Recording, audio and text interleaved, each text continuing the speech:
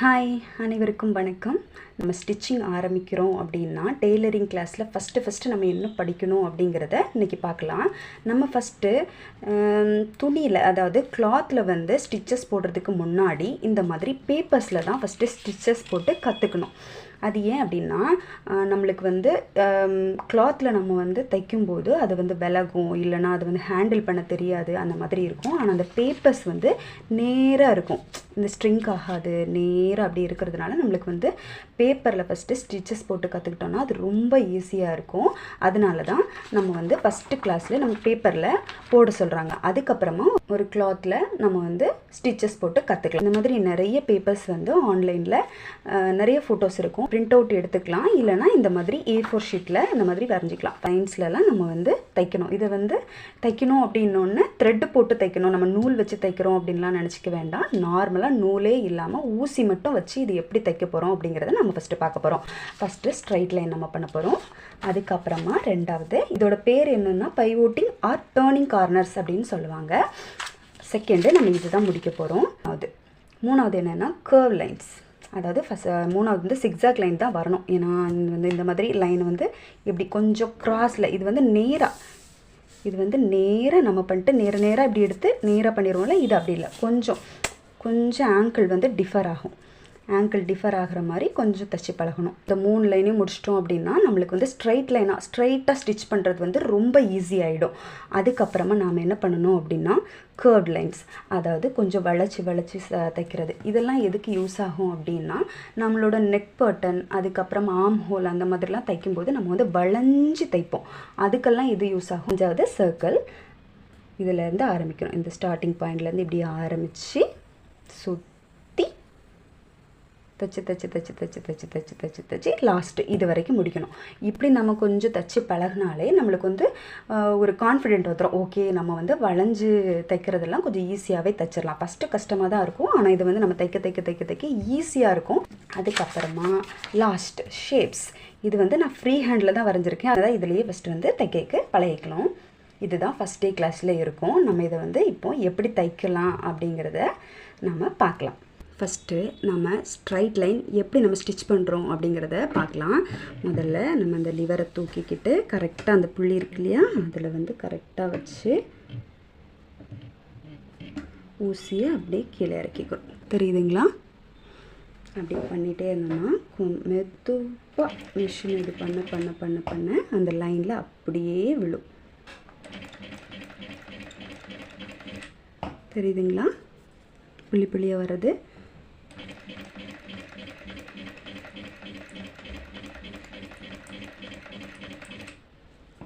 இந்த மாதிரி நாம் ஸ்டிச்சஸ் போட்டுகிட்டே வந்துட்டுருக்கணும்.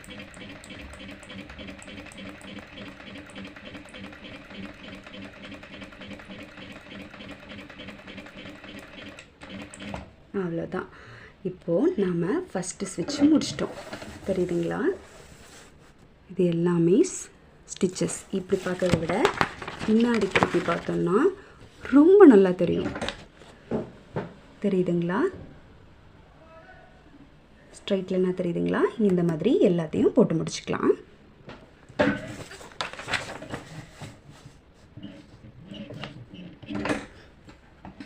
ஊசி கீழே குத்தி மெதுவாக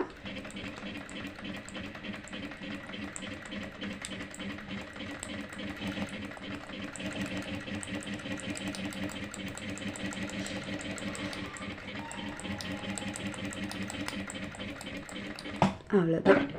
இப்போது ரெண்டாவதையும் பண்ணிட்டோம். பின்னாடி திருப்பி பார்த்தா தெரியுதா? 2 லைன்ஸ் இருக்குது. இனி 3வது லைன். அதே மாதிரி ஊசியை குத்திட்டு ஃபஸ்ட்டு லைன் அந்த டாட் இல்லையா, அந்த டாட்டில் அப்படியே குத்திட்டு நீங்கள் ஸ்டிச் பண்ண வேண்டியதான்.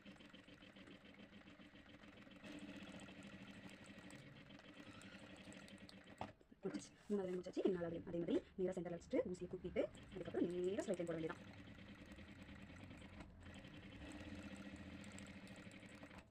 அவ்வளோதான். இனி அதே மாதிரி 5th லைன் இல்லையா, இது கரெக்டாக அதில் வச்சுட்டு ஊசி குத்திட்டு அதுக்கப்புறம் நம்ம தைக்கிற மாதிரி இருக்கும். போட்டாச்சுன்னா கடைசி தையல் பார்த்துக்கோங்க. அதே மாதிரி ஊசி நல்லா இறக்கி அந்த புள்ளியில் அதுக்கப்புறமா ஸ்டிச்சஸ் போடணும்.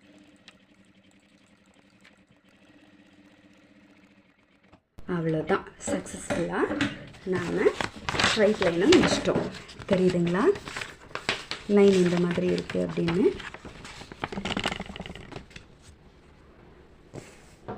நீ பாருங்கள், லைன் பின்னாடி அழகாக தெரியுதா? ஸ்ட்ரைட் லைனாக நாம் முன்னாடி போட்டது இந்த லைன் இருக்கிறதுனால ஒழுங்காக தெரியல ஸ்ட்ரைட் லைனு. ஆனால் பின்னாடி நம்ம திருப்பி பார்த்தோம் அப்படின்னா நீட்டாக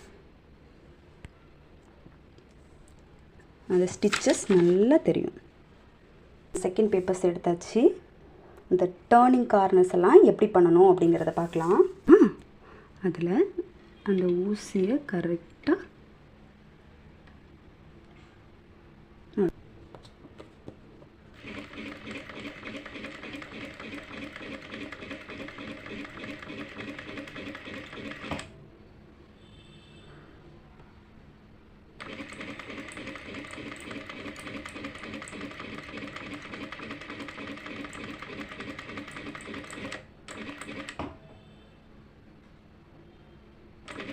குத்தியாச்சா? இந்த ஊசி கரெக்டாக குத்திருக்கா? இப்போது இந்த லிவர் இருக்கு இல்லையா, இந்த லிவர் இப்படி தூக்கணும் அப்படின்னா இது வந்து மேலே தூக்கும். கரெக்டாக இந்த ப்ரெஷர் ஃபுட் மேலே தூக்கிடுச்சு. அப்போ அது அப்படியே அந்த ஊசி உள்ளே குத்திருக்கு, தெரியுதுங்களா?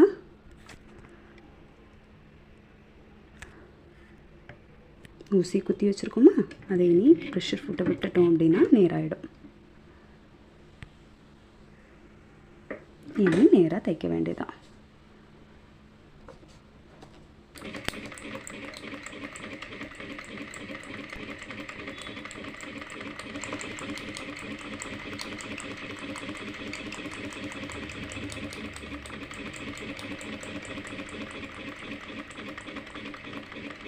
அதே மாதிரி இந்த கார்னர் வந்தோன்னா அதில் அப்படி நிப்பாட்டிட்டு ப்ரெஷர் ஃபுட்டை மேலே தூக்கிக்கிட்டு அதை அப்படியே கார்னரை டர்ன் பண்ணிவிட்டு நேராக அந்த லைன் இருக்க மாதிரி வச்சுட்டு மறுபடியும் முதல்ல இருந்து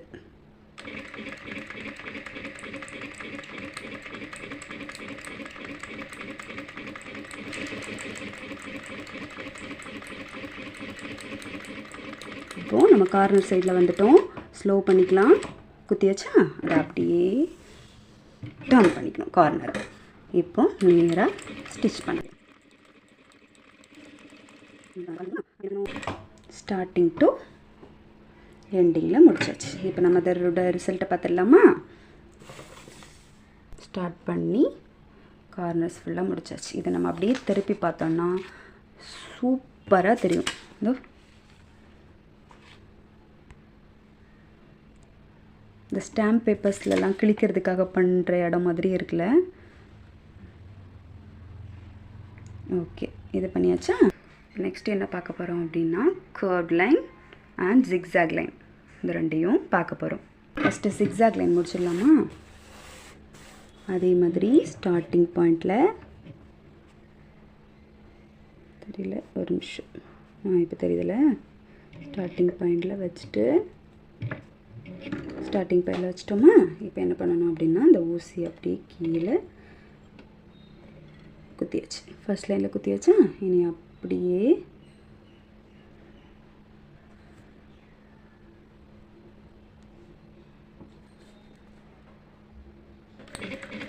தைக்க வேண்டியதான். புரிச்சா? கார்னர் வந்தோன்னா ஸ்லோ பண்ணிவிட்டு குத்திக்கணும். குத்தியாச்சா? இது அப்படியே நம்மளோட அந்த ஃபுட் ப்ரெஷர் அப்படியே மேலே தூக்கிக்கிட்டு அப்படியே ஆங்கிள் டர்ன் பண்ணி நேராக இருக்கா? நேராக இருக்குல்ல. இனி இது அப்படியே தைக்க வேண்டியதான்.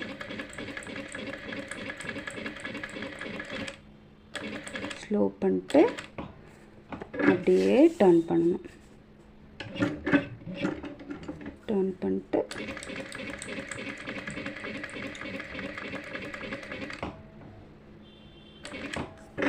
இடம் வந்தோடனே அப்படியே டர்ன் பண்ணிட்டு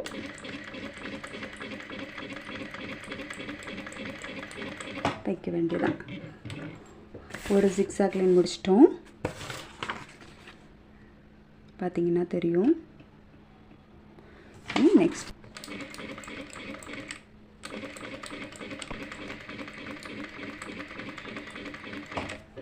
அடுத்து நம்ம பார்க்க போகிறது சர்க்கிளும் நாம் எப்படி தைக்கணும் அப்படிங்கிறத பார்க்கலாம். இதில் ஒரு பிரச்சனையும் இல்லை. இதை இப்படி திருப்பிக்கிட்டே போகிறது மட்டும்தான் நம்மளோட வேலையாக இருக்கும். நம்ம மிஷினையும் கண்ட்ரோலில் வச்சுக்கணும், அதே மாதிரி இந்த பேப்பரையும் கண்ட்ரோலில் வச்சுக்கணும். அந்த ஒன்றும் தான் இருக்கும்.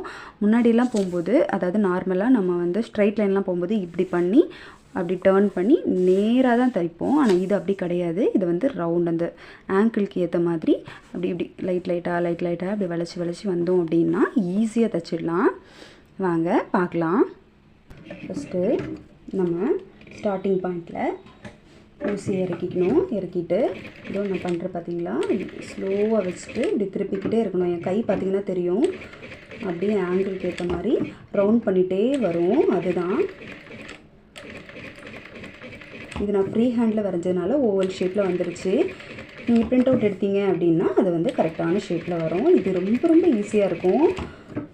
அந்த நம்ம இது படித்தோம் இல்லையா, இந்த கர்வை விட சர்க்கிள் ரொம்ப ஈஸியாக இருக்கும்.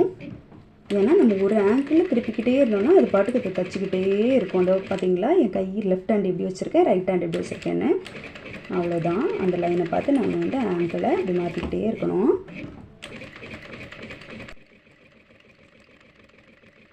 ஈஸியாக இருக்குல்ல? ஓவல் ஷேப் இருக்கிறதுனால கொஞ்சம் கையில் பண்ண வேண்டியதாக இருக்குது. ரவுண்ட் ஷேப் ஒரே ஆங்கிள் இருந்துச்சுன்னா ஒரே மாதிரி திருப்பி வந்தாலே போதும். அது பார்த்து தானா ஸ்டிச்சஸ் இருந்துகிட்டே இருக்கும். இது நம்ம இந்த சைடு நம்ம லைட்டாக மாதிரி இருக்குல்ல,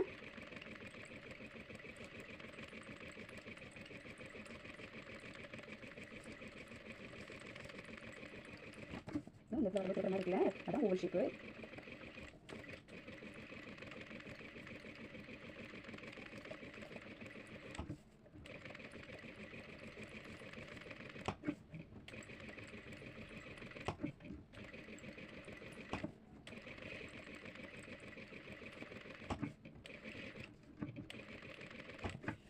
போக நல்லா ஷார்ப் ஆகிறதுனால கொஞ்சம் ஆங்கிள் மாறும்.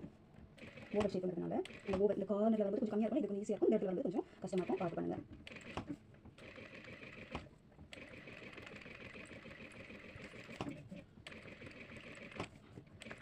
ஓகே, இந்த இடத்துல கொஞ்சம் கவனமாக இது பேப்பர் இருந்ததுனால லைட்டாக கிளியாக இருக்கும். அதெல்லாம் வைக்க வேண்டாம். கொஞ்சம் அட்ஜஸ்ட் பண்ணி பண்ணிக்கலாம். கிளாத் நம்ம பண்ணும்போது கிளியாது. அதாவது பார்க்கல கொஞ்சம் இதை விட நல்ல ஸ்டெபிலிட்டி நல்லாயிருக்கும். இல்லை தெரியல, நான் டவுன் பண்ண இடத்துல இந்த மாதிரி கிஞ்சிருது. இது பேப்பர்னால இப்படி தான் இருக்கும்.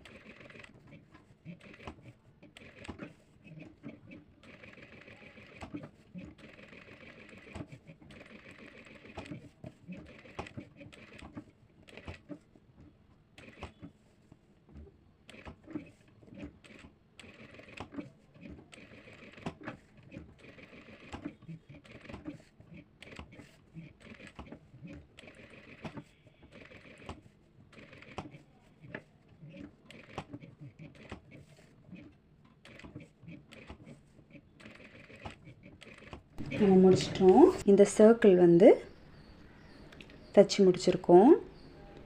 இது இந்த சைடு பார்க்குறத விட நெக்ஸ்ட்டு சைடு பார்க்கும்போது நல்லா தெரியும். இது நான் ஓவலாக பண்ணியிருக்கனால நம்மளுக்கு இந்த ஆங்கிள் ஈஸியாக தைச்சிடலாம். ஆனால் இந்த கார்னர் இந்த இடத்துல இந்த ஆங்கிளில் வரும்போது கொஞ்சம் கஷ்டமாக இருக்கும் தைக்கிறதுக்கு. கொஞ்சம் டக்குன்னு திருப்புற மாதிரி இருக்கும். எனக்கு கூட சில இடங்களில் ஊசிப்பட்டு கொஞ்சம் அந்த ஹோல்ஸ் எல்லாம் பெருசாக இருக்கும் பாருங்கள். அதெல்லாம் ஒன்றும் பிரச்சனை இல்லை. கிழிஞ்சால் கூட பயப்பட வேண்டாம். அடுத்து இன்னொரு பேப்பரில் வரைஞ்சி இந்த மாதிரி தைச்சிக்கோங்க. இப்போ நம்ம சர்க்கிள் முடிச்சிட்டோம். நெக்ஸ்ட்டு ஷேப்ஸ்க்கு வந்தாச்சு. நான் எனக்கு தெரிஞ்ச 2-3 ஷேப்ஸ் வரைஞ்சிருக்கேன். உங்களுக்கு எது வரையினாலும் இஷ்டப்படி வரைஞ்சிக்கலாம். எப்படி தைக்கணும்னு பார்த்துடலாமா? இப்போ நம்ம ஸ்டார் வரைய ஆரம்பிச்சிட்டோம். ஃபஸ்ட்டு அந்த கார்னரை ஸ்டார்ட் பண்ணணும். நம்மளுக்கு நம்ம வரைஞ்சிருக்க லைனை நேராக ஸ்ட்ரைட் லைனாக வச்சுட்டு அப்படியே தைக்க ஆரம்பிக்க வேண்டியதான்.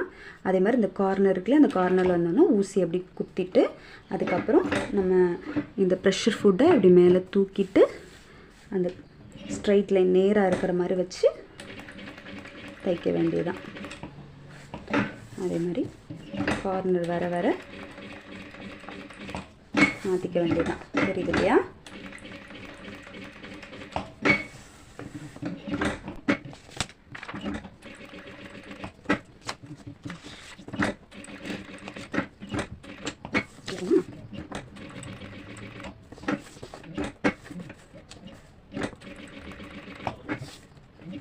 நிறத்து நாம் இப்போ ஒரு ஸ்டார் வரைஞ்சி முடிச்சிட்டோம். இது எப்படி இருக்குது அப்படிங்கிறத பின்னாடி பார்த்தா தெரியும். இதோ தெரியுதில்ல, ஸ்டாரு கரெக்டாக வரைஞ்சிருக்கோமா?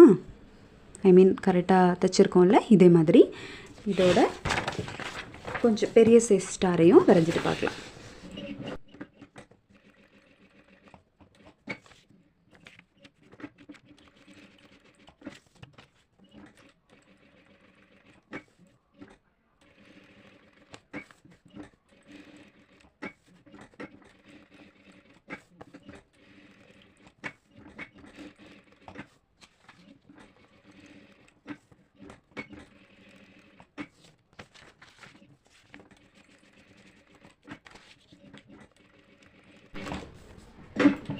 இப்போ நம்ம ஸ்டார் வரைஞ்சி முடிச்சிட்டோம். தெரியுதுங்களா?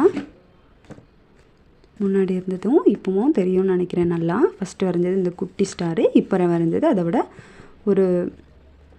ஒரு ஸ்டேஜ் பெருசாக இன்னொரு ஸ்டார் வரைஞ்சிருக்கோம், இன்னும் பெருசாக.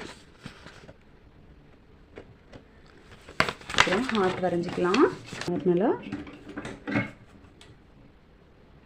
இந்த ஊசியில் குத்தி ஸ்டார் வரையுது. இந்த இடத்துல மட்டும் கொஞ்சம் கஷ்டமாக இருக்கும்.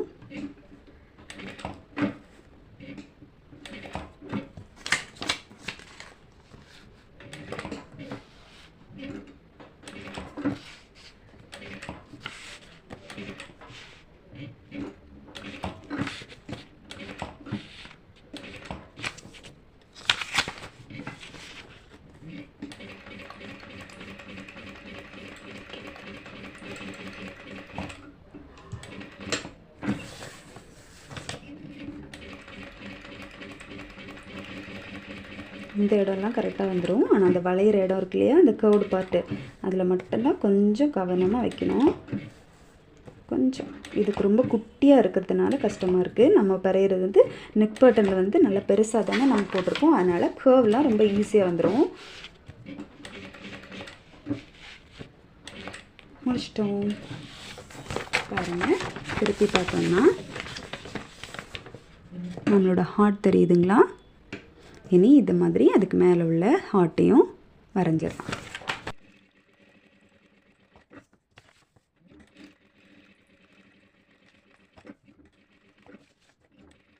அந்த ஆங்கிளோட இந்த ஆங்கிள் ஈஸியாக இருக்குது. ஏன்னா கொஞ்சம் பெருசாக இருக்கிறனால ஆங்கிள் வந்து ஈஸியாக முடியும். வரைஞ்சிச்சு பார்த்தீங்கன்னா, நான் எந்த அட்ஜஸ்ட்மெண்ட்டுமே இல்லாமல் ஸ்பீடாக ஆங்கிள் போட்டுச்சு. கர்வ் வரைஞ்சிச்சு. இப்போ தெரியுதுங்களா? 2 ஹார்ட்டும் இந்த சைட் பார்க்கலாமா? தெரியுதுங்களா? 2 ஹார்ட்டும் பர்ஃபெக்டாக நாம் ஸ்டிச் பண்ணிட்டோம். அடுத்து திலகம் போடலாம். மீதி எல்லாமே சேஃப் தானே, அதெல்லாம் ஸ்ட்ரைட் லைனாக தானே வரும். அதனால் அதெல்லாம் அப்புறம் பார்க்கலாம். இப்போ வந்து நான் அந்த திலகமும் இந்த ஸ்கொயரும் நான் போட்டுட்டு மீதி எல்லாம் கம்ப்ளீட் பண்ணிவிட்டு காமிக்கிறேன்.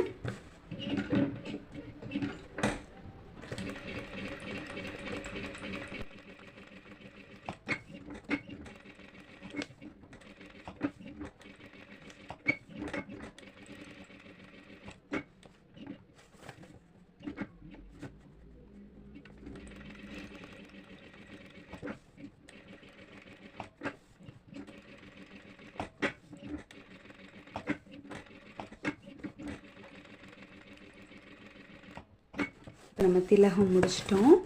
திலகம் இப்படி பார்க்குறத விட இந்த சைடு பார்த்தா நல்லா தெரியும்னு நினைக்கிறேன். நல்லா வரைஞ்சிட்டோமா? குட்டி கொஞ்சம் பெருசு. குட்டியாக வரைகிறது தான் எப்போவுமே கஷ்டம். ஏன்னா அந்த சைடில் உள்ள கர்வ்லாம் ரொம்ப கம்மியான ஒரு ஆங்கிளில் இருக்கும். இது வந்து கொஞ்சம் வளைவு கொஞ்சம் பெருசாக இருக்கிறதுனால நம்ம மிஷினாக அதாவது கையை வந்து அட்ஜஸ்ட்மெண்ட் பண்ணி ஈஸியாக வரைஞ்சிடலாம். இதுனா கொஞ்சமாக வரைகிறதுக்கு கொஞ்சம் கஷ்டமாக இருக்கும். இப்போ ரவுண்ட் ஷேப் பார்க்கலாம்.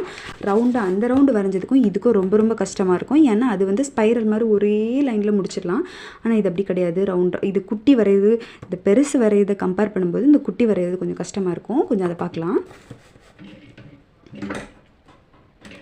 ஃபஸ்ட்டு அதே மாதிரி தான் கொஞ்சம் கம்மியாக தான் பண்ண முடியும். ஏன்னா இது அட்வான்ஸ் லெவல் இல்லையா? சின்னதாக வரைகிறதெல்லாம் அட்வான்ஸ் லெவல். கொஞ்சம் பெருசாக இருக்கிறதெல்லாம் கொஞ்சம் நார்மல். ஃபஸ்ட்டு நம்ம பழகிறது வந்து பெருசு தான் போடணும். அதுக்கப்புறம் தான் சின்னதில் வரைஞ்சி பழகணும்.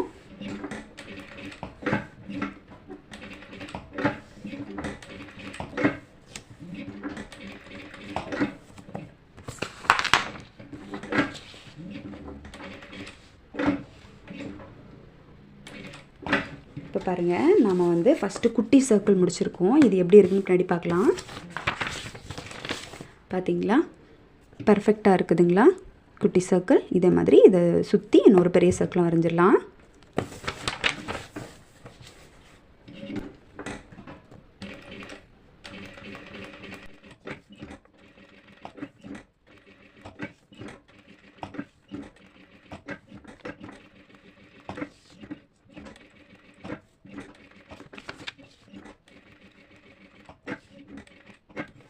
பார்த்தீங்கன்னா நம்ம இப்போ பெரிய சர்க்கிள் மேலேயும் ஸ்டிச்சஸ் போட்டாச்சு. இது எப்படி இருக்குன்னு பின்னாடி திருப்பி பார்த்துடலாம்.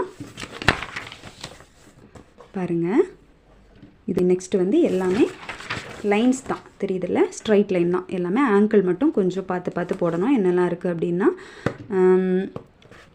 இதுக்கு பேர் என்ன, டைமண்ட் இருக்குது, ஸ்கொயர் இருக்குது, அதுக்கப்புறம் ட்ரையாங்கிள், அது மாதிரி ஹெக்ஸகன், பென்டகன் எதுனாலும் நீங்கள் வரைஞ்சிக்கலாம். அந்த மாதிரி நான் வச்சுருக்கேன். இதை போட்டுட்டு நான் உங்களுக்கு காமிக்கிறேன்.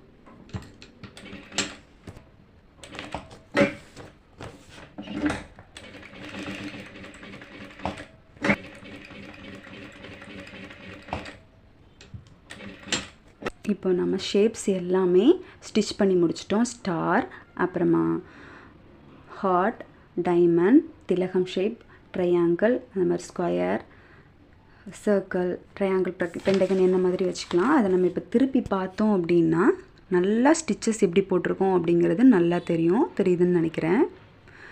இந்த மாதிரி பேசிக்காக நம்மளுக்கு என்னெல்லாம் தெரிஞ்சுக்கணுமோ, என்னெல்லாம் நம்மளுக்கு வரைஞ்சி பழகிக்கணுமோ, அதாவது ரெண்டே இது தான், ஒன்று ஸ்ட்ரைட் லைனு, ஒன்று கர்வு. அதை எந்தெந்த ஷேப்புக்கு எந்தெந்த மாதிரி வரும் அப்படிங்கிறது தான் இந்த மாதிரி தான் ஸ்டிச் பண்ணி பழகிக்கணும். நம்ம என்னென்னலாம் பார்த்தோம் அப்படின்னு ஃபஸ்ட்லேருந்து பார்க்கலாமா? ஃபஸ்ட் நம்ம ஸ்ட்ரைட் லைன் பார்த்தோம். ஸ்ட்ரைட் லைன் நம்ம நேராக தைச்சோம். அதை நம்ம திருப்பி பார்த்தோன்னா எப்படி இருக்குன்னு பார்த்துக்கோங்க. நேராக ஈவனாக இருக்கும். ரெண்டாவது கார்னர்ஸ், அதாவது ஸ்ட்ரைட் லைனாக வரைஞ்சி அந்த கார்னர் அப்படியே தைக்கிறது எப்படி அப்படின்னு பார்த்தோம். அதையும் திருப்பி எப்படி இருக்குன்னு பார்த்துக்கலாம். தெரியுதுங்களா, நீட்டாக இருக்குது. அப்புறம் மூணாவது ஜிக்ஸாக் லைனும் அப்படி தான். இந்த ஆங்கிள் மட்டும் கொஞ்சம் மாறும். அதுவும் பின்னாடி எப்படி இருக்குன்னு பார்க்கலாம். தெரியுதுங்களா. அடுத்து பேசிக் கர்வ் லைன், பார்த்தீங்களா, இந்த மாதிரி கர்வ் லைன் வரைஞ்சிக்கணும். அதுவும் பின்னாடி எப்படி இருக்குன்னு பார்த்துக்கலாம். நெக்ஸ்ட்டு கொஞ்சம் சர்க்கிளாக வரையினாலும் வரலாம். இது கொஞ்சம் ஓவல் ஷேப்பில் ஆகிடுச்சு. அதாவது A4 ஷீட் கொஞ்சம் ரெக்டாங்குலராக இருக்கும்ல, அதனால் ஃபுல் இதுக்கும் கவர் ஆகணும் அப்படிங்கிறதுனால நான் கொஞ்சம் இந்த மாதிரி ஸ்பைரல் ஷேப்பில் வரைஞ்சிட்டேன். பாருங்கள் எப்படி இருக்குன்னு. இதை நம்ம திருப்பி போட்டோம் அப்படின்னாலும் எப்படி ஸ்டிச் பண்ணியிருக்கோங்கிறது தெரியும். நெக்ஸ்ட்டு ஷேப்ஸ், நம்மளுக்கு எந்த மாதிரி ஷேப்ஸ் வேணுமோ அந்த மாதிரி ஷேப்ஸ் வரைஞ்சிக்கலாம். மேக்ஸிமம் கர்வ்டாக இருக்கணும், அந்த மாதிரி குத்தி இறக்குற மாதிரி கார்னர்ஸ் இருக்கிற மாதிரி பார்த்துக்கணும். நான் வந்து கொஞ்சம் ஷேப்ஸ் வரைஞ்சிருக்கேன். இது வந்து ஃப்ரீ ஹேண்டில் வரைஞ்சது தான். இப்போ நீங்கள் உங்களுக்கு ஃப்ரீ ஹேண்டில் வரைய முடியல அப்படின்னா நீங்கள் வந்து பிரிண்ட் அவுட் எடுத்துக்கலாம். நிறைய இந்த மாதிரியான பேட்டர்ன் இருக்குது நம்ம ஆன்லைனில். நீங்கள் பார்த்தீங்கன்னாலே தெரியும். பேசிக்ஸ் இது தான். இதை மட்டும் இதை மட்டும் ஃபஸ்ட்டு தைச்சாலே போதும். இதுதான் ஃபஸ்ட் டே கிளாஸில் டெய்லரிங்கில் நம்மளுக்கு சொல்லித்தரது. இன்றைக்கி நான் சொல்லி தந்தது எல்லாம் கொஞ்சம் யூஸ்ஃபுல்லாக இருக்கும் அப்படின்னு நினைக்கிறேன். இந்த மாதிரி பேசிக்லேருந்து கற்றுக்கணும் அப்படின்னு நினச்சிங்க அப்படின்னா நீங்கள் இந்த யூடியூப் சேனலை ஃபாலோ பண்ணிக்கோங்க. தேங்க்யூ.